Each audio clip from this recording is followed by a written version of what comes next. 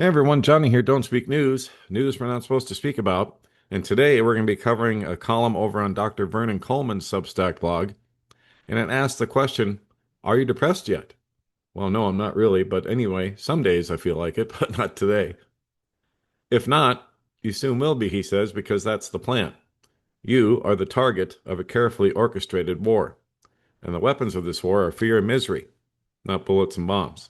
And he's right. And we're going to cover this today. But before we get started, just want to remind everybody that it is the end of the month and we are in need of your support. So I will put the links up as always, but we need your support in order to keep the lights turned on and the internet on and stay on the air, literally stay on the air. So, like I always say, without you guys, we wouldn't be here. We wouldn't stick around. So, just wanted to give everyone a friendly reminder. I'll put the links up as always.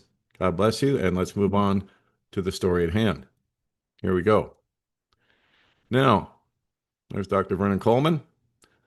He says, the end of the world we used to know and love gets closer every day. Indeed. And everything bad that is happening deliberately. Also, indeed. Nothing bad is happening by accident, and there are no coincidences. We are at war with our governments. Absolutely. They don't care, of course, because the aim is to create unhappiness so that the world's people will accept a new world government with relief. Indeed. Just look at what's happening. In what used to be called the developed civilized countries, healthcare is deteriorating to the point where endless thousands are dying for the lack of very simple, basic medical care. The medical establishment is controlled and owned by the drug industry. Of course they are. General practice is a sick farce run for the benefit of overpaid, underworked doctors, most of whom don't give a fig about their patients. I would agree with that as well.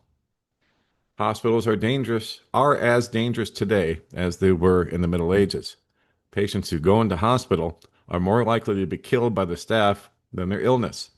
And most doctors now do more harm than good. Elderly patients, in particular, who are admitted to the hospital are lucky if they leave. And that's absolutely the truth as well. Healthcare was definitely better in the 70s than it is now, and arguably better than in the 50s. I would agree. I remember growing up in the 70s and going to see my doctor, and he would look at diet and lifestyle and terrain, my environment first. He wasn't just there to push pills on me like they are today. I'd happily debate this claim live on national television with any establishment doctor. But members of medical trade unions seemed, to me, determined to stamp out healthcare by putting their own financial interests above the interests of patients. Yes, that's been the case for a long time. There's also an extraordinary myth that cutting down on treatment will in some bizarre way alleviate imaginary global warming, but no one debates important issues anymore. Education is a disaster as well. Teachers don't teach students how to think. They spread lies and propaganda and expect their students to accept and regurgitate the garbage without question. Indeed, students, even those at university, refuse to think or to question the lies they're told. Anyone who questions the official line will be banned, censured into silence, or demonized and demonetized. Economies are being deliberately destroyed by policies which seem insane. The naive blame it on incompetence, but no one could possibly be as incompetent as Britain's communist government. They are deliberately destroying the economy, wrecking businesses, creating unemployment, destroying savings. They want you broke. Remember, you will own nothing and be happy. Yes, and at the same time, they're doing the same thing here in the United States, destroying it, but in different ways through Trump's insane policies like the tariffs, which makes everything more expensive, and the Americans are feeling the pain now. Of course, Biden's policies didn't help either. Neither side helps. They're both against you. Neither side is for you. They have sides and teams, red and blue, so that you'll pick one and you'll stay in the game and you'll stay deceived. That's another one of their goals. Also, good, decent food is as difficult to find as honest journalists. That's a fact. It is almost impossible to eat clean anymore. Most of the stuff on sale is so full of chemicals and dangerous additives, it isn't fit for human consumption. And yet prices continue to soar.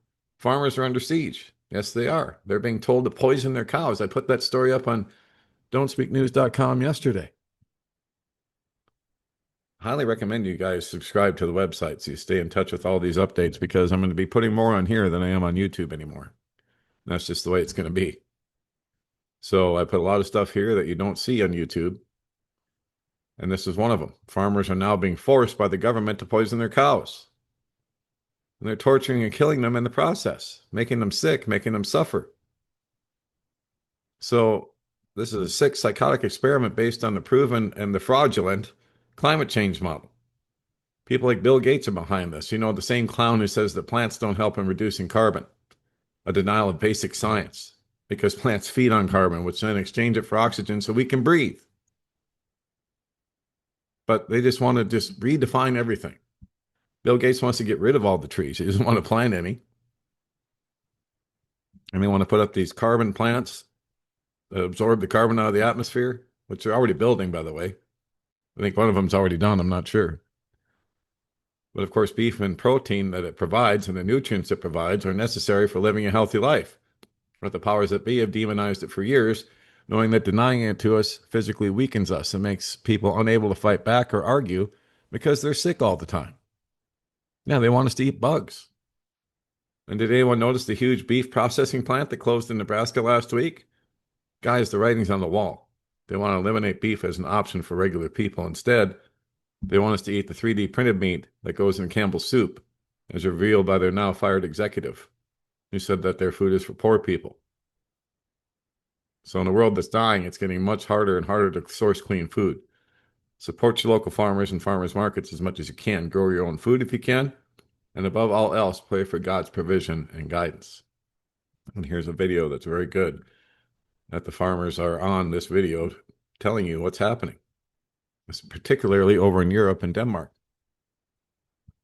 where they're being forced to feed these cows this drug that's supposed to cut down on their burps and their farts.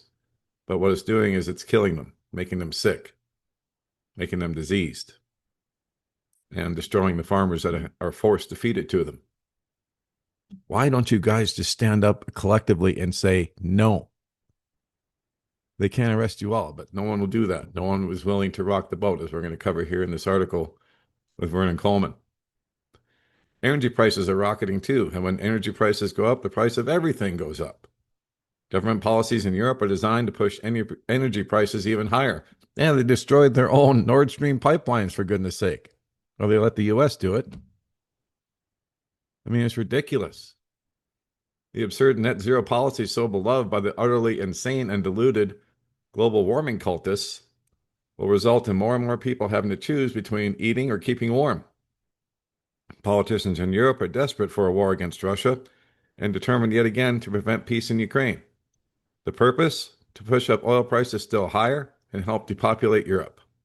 And of course, politicians such as Starmer and Macron, whose future is firmly behind them, know that only a good old-fashioned war can revive their fallen careers. Naturally, the politicians pushing for war won't be doing any of the fighting themselves, and neither will their kids.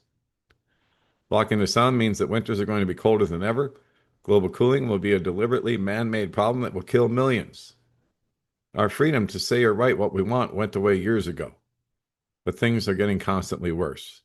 We're months away from military rule in many former civilized countries. Anyone disagreeing with their government is likely to be thrown in jail merely for expressing an opinion. And don't dare protest against Israel. They're actually putting bounties out on people who protest against Israel. Who is that crazy woman? Laura Loomer was putting out a $10,000 bounty on people that don't like Israel. Most of the internet is closed to those who dare to share forbidden truths. Travel is becoming steadily more difficult. Cash is outlawed by more and more companies. We're being pushed into a dark corner of hell where we will, as they promised us, own nothing and be happy. When you're depressed enough and have given up all hope, they'll invite you into one of their euthanasia pods. Yeah, just check out Canada and how many deaths are being caused by this euthanasia program. I think it's up to like 5% of the deaths every year now. Because everybody is completely depressed and the doctors are encouraging people to kill themselves. First, do no harm. What happened to that? I mean, wow. It says you'll be signed up for doctor-assisted suicide. Do you really think it's a coincidence that doctor-assisted suicide is being legalized all around the world? Yet again, there's been no real debate about it. Over 20 years ago, I wrote a series of books about what's happening to our world and warning about the future I could see coming. Yes, and many others did as well. But nobody wanted to listen because everybody had it too good at the time. It says here, England, our England, about how a bunch of maniacs had created the European Union out of the wreckage of the Nazi Party and were bent on continuing World War II and destroying England, and continued with why everything's going to get worse. The truth they won't tell you, and in 2006, living in a fascist country. These are all books that the author here wrote. And the only book of mine with a omnipoetic title, since no mainstream publisher would print such dangerously anti-establishment rhetoric, I had to publish all these books myself. No one would review them, of course. No one would interview me about them. Though I was still one of the world's best-selling professional authors, I was silenced and demonized. And day by day, I've seen everything I warned about come to fruition. The world we now live in is the exact same world that I feared. England is doomed to enter the worst depression in its history, and so is the United States. So is the world. Everyone with skills or money is either left or is leaving.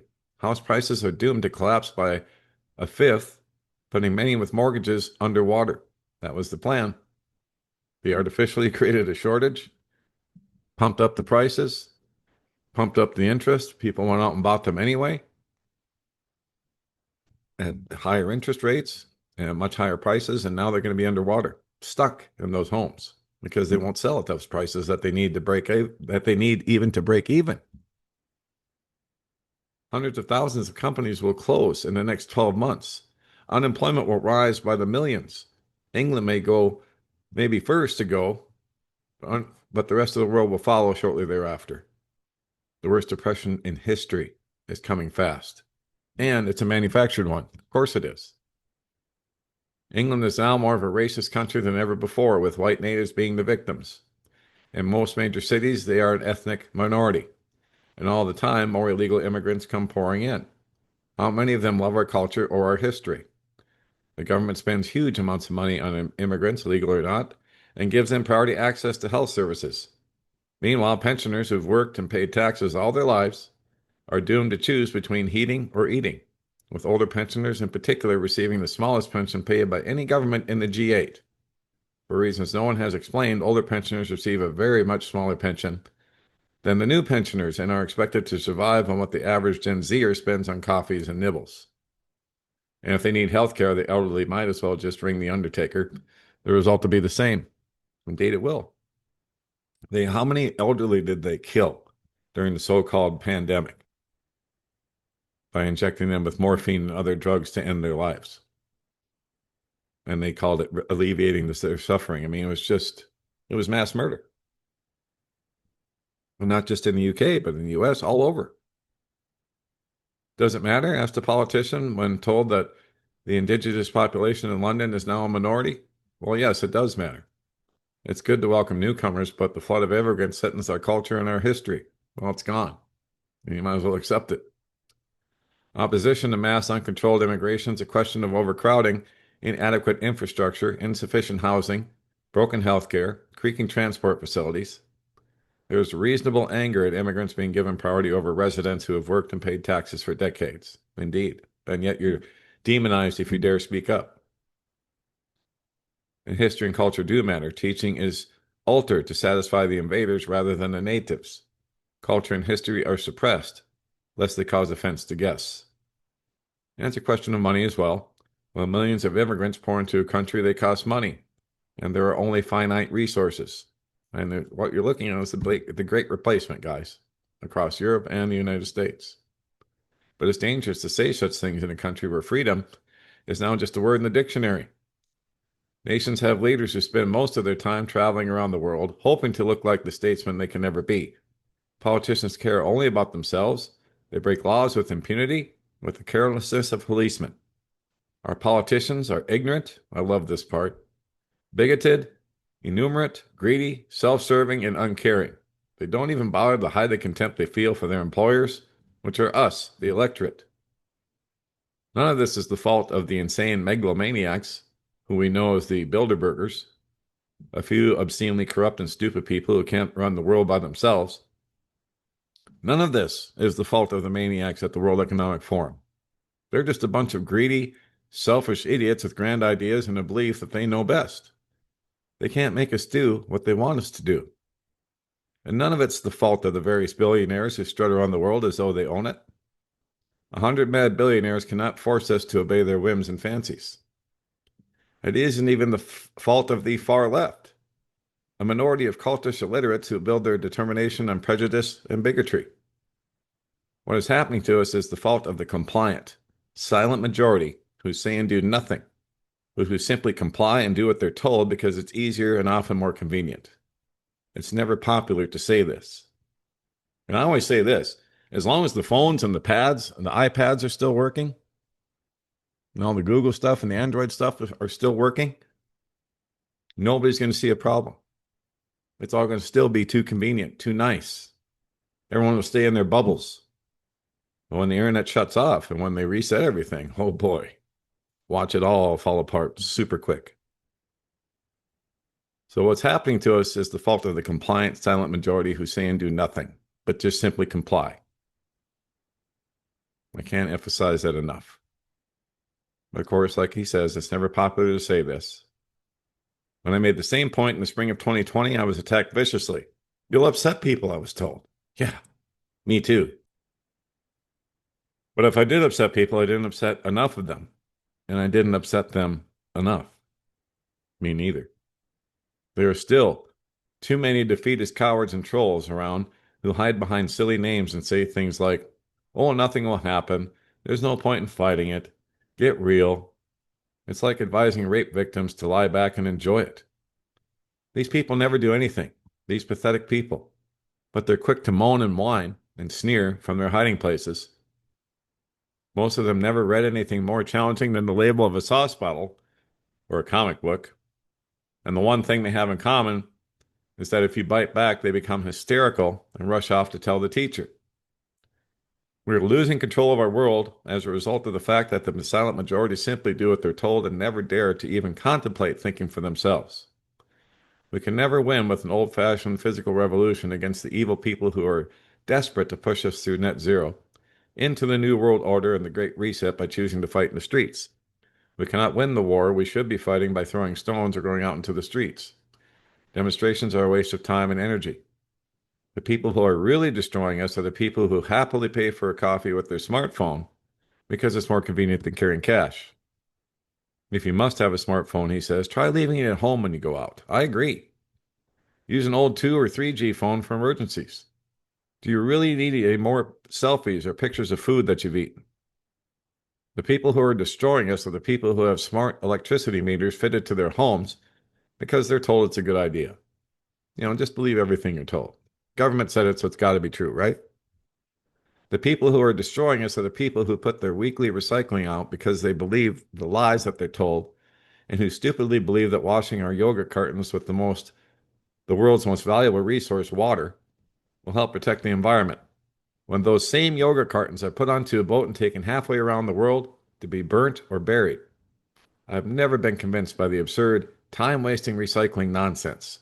They burn it all anyway. I've seen them do it. It's nothing more than a training program designed to encourage compliance with the state, and I agree. The people who are destroying us are the people who happily open their doors to the television licensing desperados. That would be in the UK, where you have to pay to license your TV, and people just let them into their homes to search around, I don't know for what. The people who are destroying us are the ones who roll up their sleeves so that they can be vaccinated with toxic and useless drugs, helping to damage the health of those around them through the shedding and everything else, and helping the government to waste money and resources. The people who are destroying us are the ones who say we can't do anything, so there's no point in rocking the boat. The people who are destroying us are the ones who never speak up, never protest, and never say why. The people who are destroying us are the ones who accept the garbage they're told without question. The people who are destroying us are the ones who dare not shake or share the truth with their neighbors, friends, and relatives, lest they be sneered at and described as conspiracy theorists. Yes, heaven help you if you get that label. The people who are destroying us are not saying or doing anything, and by complying with every new rule and regulation and authorized suggestion, are like frogs in boiling water. The water gets hotter minute by minute, and by the time they're prepared to jump out of the pan, it will be too damn late. You don't have to face men with guns to be a revolutionary. You don't have to go to prison. Don't break the law. You can't beat men and women with guns. but simply learn to stand up for what makes sense. If you agree with me that we're fighting for our lives, please share this article as widely as you can. Well, the good news is, for those of us who believe in Jesus Christ, is our hope is not in this world, but in the one to come. If our hope in Christ is for this life alone, we are to be pitied more than all men. 1 Corinthians 1, 15, 19. Blessed be the God and Father of our Lord Jesus Christ, who according to his abundant mercy has begotten us again to a living hope through the resurrection of Jesus Christ from the dead. 1 Peter 1, 3. And therefore we do not lose heart. Though the outer self is wasting away, yet our inner self is being renewed day by day. For our light and momentary affliction is producing for us an eternal glory that is far beyond comparison. So we fix our eyes not on what is seen, but on what is unseen. For what is seen is temporary, what is unseen is eternal. Remember these words. Remember the scriptures. Remember what you're promised in Christ Jesus. He is our living hope. Okay? He is our living hope. Don't lose heart. Though our outer self is wasting away, our inner self is being renewed day by day. Stay in God's word. Stay in prayer without ceasing. Keep one another lifted up in prayer. And then you won't be depressed, even though this world is getting darker by the day. So that'll be it for now. Don't forget, don'tspeaknews.com is home base for all that we do. I put stories here, a lot of them that we can't place anywhere else. And because we've been banned from so many different places, including YouTube, and hopefully we'll stick around, but who knows? They change the algorithms every day. So please like, share these videos, guys, on YouTube, because it really does help move us up in the rankings so that we get seen a little bit easier, a little bit more often. So the more people we can spread this to, the better off we'll be, especially the good news. Not just the news, but the good news is what we're trying to spread here. So anyway, don'tspeaknews.com is home base for all that we do. If you'd like to subscribe or contact me, just click on this tab here. And then the contact email is don'tspeaknews@protonmail. And then just type in your email here, click on subscribe, and you'll be in. There's also a subscribe box at the bottom of every article, and you'll get one pop-up while you're reading said article. That way, if you want to subscribe, you can. And that was by your request. And then for channel support, and like I said earlier in the video at the beginning, we are in need of your support here at the end of the month. And that tab is right here. And all the links to support us are right underneath that. And then to find us around the internet, Rumble, BitChute, Telegram, click on that tab. The YouTube link is here as well. And all the different places to find us around the internet are right there, including Telegram, which is where I put a lot of stories, guys, that I don't get a chance to report on, as you have seen in previous videos. And that will be it for now. God bless, take care. Johnny Storm, Don't Speak News.